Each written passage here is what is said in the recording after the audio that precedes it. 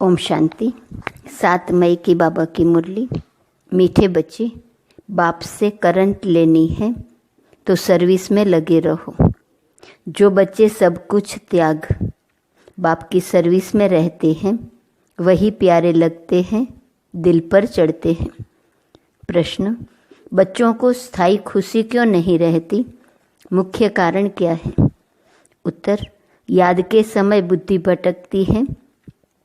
स्थिर बुद्धि न होने कारण खुशी नहीं रह सकती। माया के तूफान दीपकों को हैरान कर देते हैं। जब तक कर्म अकर्म नहीं बनते हैं तब तक खुशी स्थायी नहीं रह सकती। इसलिए बच्चों को यही मेहनत करनी है। 3 बातें बताई। याद के समय बुद्धि भटकती है, स्थिर नहीं रहती, इसलिए खुशी नहीं रहती। दूसरा, माया के तूफान दीपकों को हैरान करते हैं। और तीसरा, कर्म अकर्म नहीं बने हैं तब तक खुशी स्थायी नहीं रह सकती है। और सार में बाबा ने कहा, बाप से करंट लेनी है तो सर्विस में लगे रहो। जो बच्चे सब कुछ त्याग कर बाप की सर्विस में रहते हैं वही प्यारे लगते हैं, दिल पर चढ़ते हैं। ओम शांति। जब ओम शांति कहते हैं तो बड़े उल्लास से कहते हैं, हम आत्मा शांत स्वरूप हैं। अर्थ कितना सहज है। बाप भी कहेंगे ओम शांति, दादा भी कहेंगे ओम शांति। वह कहते हैं मैं परमात्मा हूँ, वह कहते मैं आत्मा हूँ। तुम सब सितारे हो, सब सितारों का बाप भी चाहिए न। गाया जाता है सूर्य, चांद और लक्की सितारे। तुम बच्चे हो मोस्ट लक्की सितारे। उनमें भी नंबरवार हैं। जैसे रात को चंद्रमा निकलता है, फिर सितारों में कोई डिम होते हैं, कोई बड़े तीखे होते हैं, कोई चंद्रमा के आगे होते हैं। सितारे हैं ना। तुम भी ज्ञान सितारे हो। चमकता है ब्रकुटे के बीच में वंडरफुल सितारा। बाप कहते हैं ये सितारे अर्थात आत्माएं बड़े वंडरफुल हैं। एक तो इतनी छोटी बिंदी है जिसका कोई को पता नहीं है। आत्मा ही शरीर से पाल्ट बजाती है, यह बड़ा वंडर है। तो क्या कहा बाबा ने? सितारे बड़े वंडरफुल हैं और आत्मा शरीर से पाल्ट बजाती है, यह बड़ा वंडर है। तो तुम बच्चों में भी नंबरवार हैं, कोई कैसे कोई कैसे। बाप उनको बैठ याद करते हैं जो सितारे अच्छे चमकते हैं, जो बहुत सर्विस करते हैं, उनको करंट मिलती जाती है। जो अच्छे चमकने वाले सितारे हैं, जो बहुत सर्विस करते हैं, उनको करंट मिलती जाती है। तुम्हारी बैटरी भरती जाती है। तमो प्रधान से सतो प्रधान बनने के लिए सर्च लाइट मिलती है, नंबरवार पुरुषार्थ अनुसार। बाप कहते हैं जो मेरे अर्थ सब कुछ त्याग सर्विस में लगे रहते हैं वो बहुत प्यारे लगते हैं, दिल पर भी चढ़ते हैं। बाप दिल लेने वाला है ना, दिल वाला मंदिर भी है ना। अब दिल वाला या दिल लेने वाला मंदिर, किसकी दिल लेने वाला? तुमने देखा है ना, प्रजापिता ब्रह्मा बैठा है, जरूर उनमें शिव बाबा की प्रवेशता है। और फिर तुम देखते भी हो ऊपर में स्वर्ग की स्थापना भी है, नीचे बच्चे तपस्या में बैठे हैं। यह तो छोटा मॉडल रूप में बनाया हुआ है। तो जो बहुत अच्छी सर्विस करते हैं बहुत मददगार हैं। महारथी घोड़े सवार प्यादे हैं ना। यह मंदिर यादगार बहुत अच्छा एक्यूरेट बना हुआ है। तुम कहेंगे यह हमारा ही यादगार है। अभी तुमको रोशनी मिली है और कोई को भी ज्ञान का तीसरा नेत्र नहीं है। भक्ति मार्ग में तो जो मनुष्यों को सुनाते हैं सत सत करते जाते हैं, वास्तव में है झूठ, उसको सत समझते हैं। अब बाप जो ट्रूथ है वह बैठकर तुमको ट्रूथ सुनाते हैं, जिससे तुम विश्व के मालिक बनते हो। बाप तो कुछ भी मेहनत नहीं कराते हैं। सारे जाड़ का राज तुम्हारी बुद्धि में बैठ गया है। तुमको समझाते तो बहुत सहज है, परंतु टाइम क्यों लगता है? नॉलेज व वर्षा लेने में टाइम नहीं लगता, टाइम लगता है पवित्र बनने में। मुख्य है याद की यात्रा। यहाँ तुम आते हो तो यहाँ अटेंशन जास्ती होता है याद की यात्रा में। घर में जाने से इतना नहीं रहता। यहाँ सब नंबरवार हैं। कोई तो यहाँ बैठे होंगे, बुद्धि में यही नशा होगा, हम बच्चे वह बाप हैं, बेहद का बाप और हम बच्चे बैठे हैं।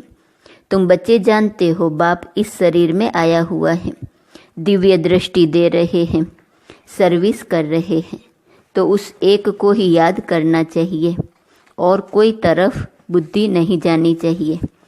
संदेशी पूरी रिपोर्ट दे सकती है, किसकी बुद्धि बाहर भटकती है, कौन क्या करते हैं, किसको झुटका आता है, सब बता सकती है।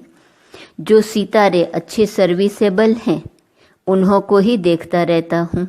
बाप का लव है ना, स्थापना में मदद करते हैं। हूबहू कल्प पहले मिसल यह राजधानी स्थापन हो रही है, अनेक बार हुई है। यह तो ड्रामा का चक्र चलता रहता है, इसमें फिक्र की भी कोई बात नहीं रहती। बाबा के साथ है ना, तो संग का रंग लगता है, फिक्र कम होती जाती है। यह तो ड्रामा बना हुआ है। बाप बच्चों के लिए स्वर्ग की राजधानी ले आए हैं। सिर्फ कहते हैं मीठे मीठे बच्चों, पतित से पावन बनने के लिए बाप को याद करो। अब जाना है स्वीट होम, जिसके लिए ही तुम भक्ति मार्ग में माथा मारते हो, परंतु एक भी जा नहीं सकते। अब बाप को याद करते रहो और स्वदर्शन चक्र फिराते रहो, अलफ और बे। बाप को याद करो और 84 का चक्र फिराओ। आत्मा को 84 के चक्र का ज्ञान हुआ है। रचयिता और रचना के आदि मध्य अंत को कोई भी नहीं जानते हैं। तुम जानते हो, सो भी नंबरवार पुरुषार्थ अनुसार। सुबह को उठकर तुम बुद्धि में यही रखो, अब हमने 84 का चक्र पूरा किया है, अब वापिस जाना है, इसलिए अब बाप को याद करना है, तो तुम चक्रवर्ती बनेंगे।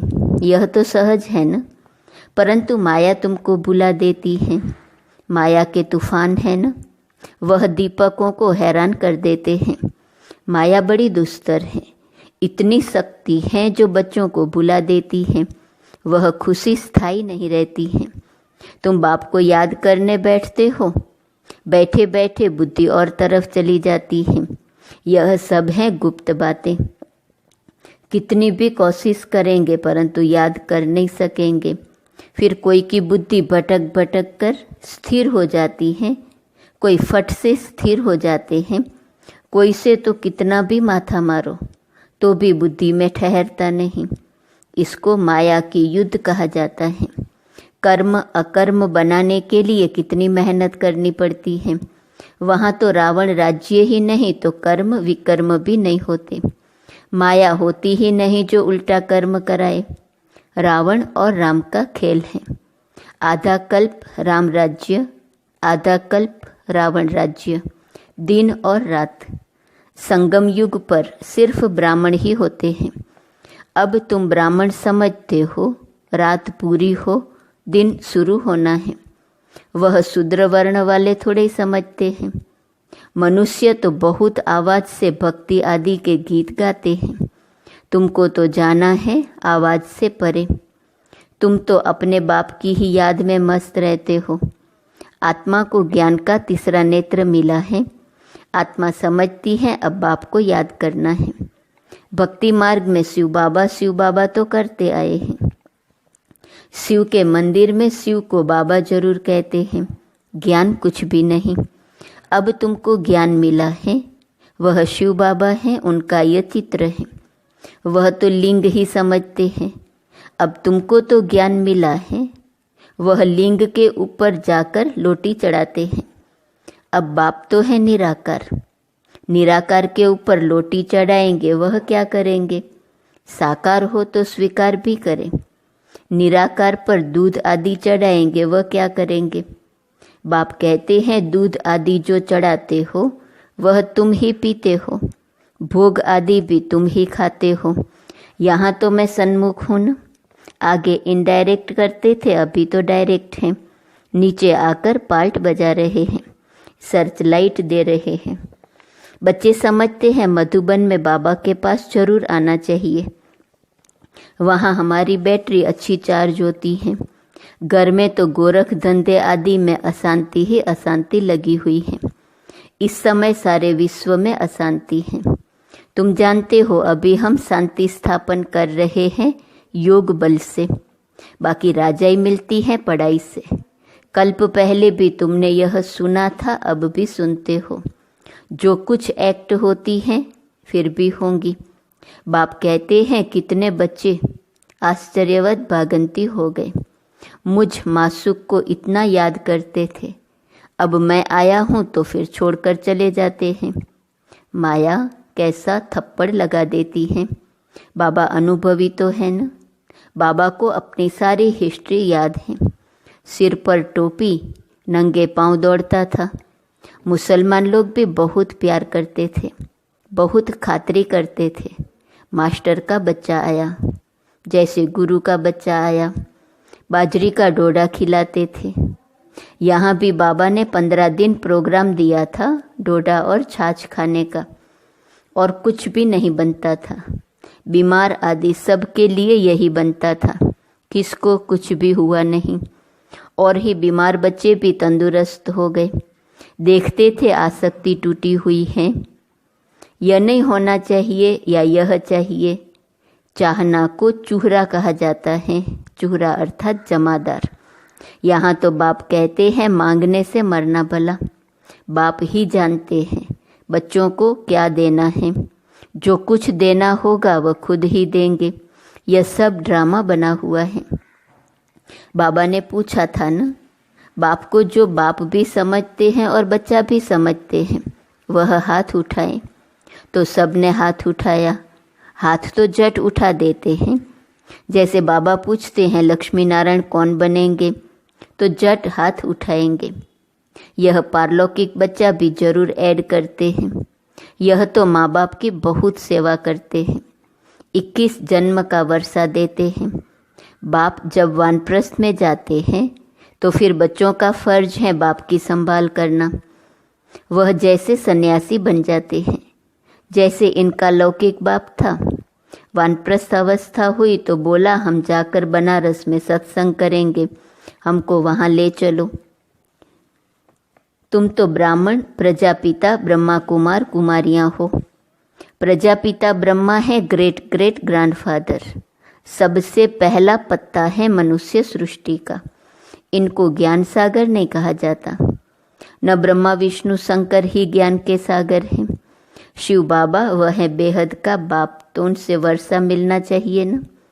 वह निराकार परमपिता परमात्मा कब कैसे आया, उनकी जयंती मनाते हैं, यह कोई को पता नहीं। यह तो गर्भ में नहीं आते हैं। समझाते हैं मैं इनमें प्रवेश करता हूँ। बहुत जन्मों के अंत में वानप्रस्थ अवस्था में मनुष्य जब संन्यास करते हैं तो उनकी वानप्रस्थ अवस्था कही जाती है। तो अब बाप तुमको कहते हैं बच्चे, तुमने पूरे 84 जन्म लिए। यह है बहुत जन्मों के अंत का जन्म। हिसाब तो जानते हो न। तो मैं इनमें प्रवेश करता हूँ। कहाँ आकर बैठता हूँ? इनकी आत्मा जहाँ बैठी है उनके बाजू में आकर बैठता हूँ। जैसे गुरु लोग अपने शिष्य को बाजू में गद्दी पर बिठाते हैं, इनका भी स्थान यहाँ है, मेरा भी यहाँ है। कहता हूँ हे आत्माओं, मामेकम याद करो तो पाप विनाश हो जाएंगे। मनुष्य से देवता बनना है न, यह है राजयोग। नई दुनिया के लिए जरूर राजयोग चाहिए। बाप कहते हैं मैं आया हूँ आदि सनातन देवी देवता धर्म का फाउंडेशन लगाने।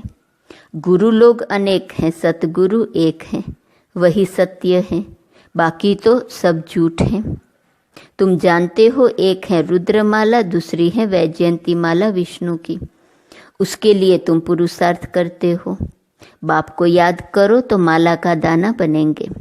जिस माला का तुम भक्ति मार्ग में सिमरण करते हो, परंतु जानते नहीं हो कि यह माला किसकी है।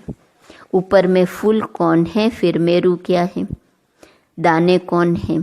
जिसकी माला फेरते हैं समझते कुछ नहीं। ऐसे ही राम राम कहते माला फेरते रहते हैं। राम राम कहने से समझते हैं सब राम ही राम हैं। सर्वव्यापी की बात का अंधियारा इससे निकला है। माला का अर्थ ही नहीं जानते। कोई कहते 100 माला फेरो, इतनी माला फेरो। बाप तो अनुभवी है ना, 12 गुरु किए, 12 का अनुभव लिया। ऐसे भी बहुत होते हैं, अपना गुरु होते भी फिर औरों के पास जाते हैं कि कुछ अनुभव मिल जाए। माला आदि फेरते हैं, है बिल्कुल अंधश्रद्धा। माला पूरी कर फूल को नमस्कार करते हैं। शिव बाबा फूल है ना। माला के दाने तुम अनन्य बच्चे बनते हो। तुम्हारा फिर सिमरन चलता है।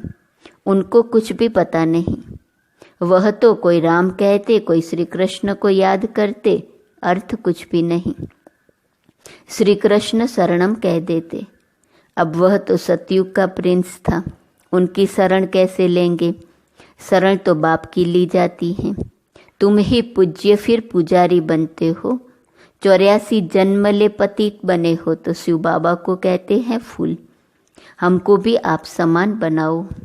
अच्छा, मीठे मीठे सिकिलधे बच्चों प्रति माता पिता बाप दादा का याद प्यार और गुड मॉर्निंग। रूहानी बाप की रूहानी बच्चों को नमस्ते। रूहानी बच्चों की रूहानी बाप को नमस्ते नमस्ते नमस्ते। धारणा के लिए मुख्य सार। पहली पॉइंट, किसी भी प्रकार की चाहना नहीं रखनी है, आसक्ति खत्म कर देनी है। बाबा जो खिलाए। तुम्हें डायरेक्शन है, मांगने से मरना भला। दूसरी पॉइंट, बाप की सर्च लाइट लेने के लिए एक बाप से सच्चा लव रखना है। बुद्धि में नशा रहे कि हम बच्चे हैं, वह बाप हैं। उनकी सर्च लाइट से हमें तमो प्रदान से सतो प्रदान बनना है। वरदान, रहम की भावना द्वारा निमित्त भाव से सेवा करने वाले सर्व लगाव मुक्त भव। वर्तमान समय जब सभी आत्माएं थक कर निराश हो मर्सी मांगती हैं, तो आप दाता के बच्चे अपने भाई बहनों पर रहम दिल बनो। कोई कितना भी बुरा हो, उसके प्रति भी रहम की भावना हो, तो कभी घृणा ईर्ष्या व क्रोध की भावना नहीं आएंगी। रहम की भावना सहज निमित्त भाव इमर्ज कर देती है। लगाव से रहम नहीं, लेकिन सच्चा रहम लगाव मुक्त बना देता है, क्योंकि उसमें देहभान नहीं होता। स्लोगन, दूसरों को सहयोग देना ही स्वयं के खाते जमा करना है। आज का स्वमान है, मैं विशेषता संपन्न हूँ। अव्यक्त इशारे की पॉइंट 7 मई। आप में जो भी विशेषताएं हैं उनको सामने रखो, कमजोरियों को नहीं, तो अपने आप में फेथ रहेगा। कमजोरी की बात को ज़्यादा नहीं सोचना, तो सदा खुशी में आगे बढ़ते जाएंगे। बाप का हाथ पकड़ने वाले सदा आगे बढ़ते हैं।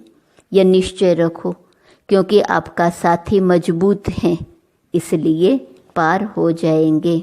ओम शांति।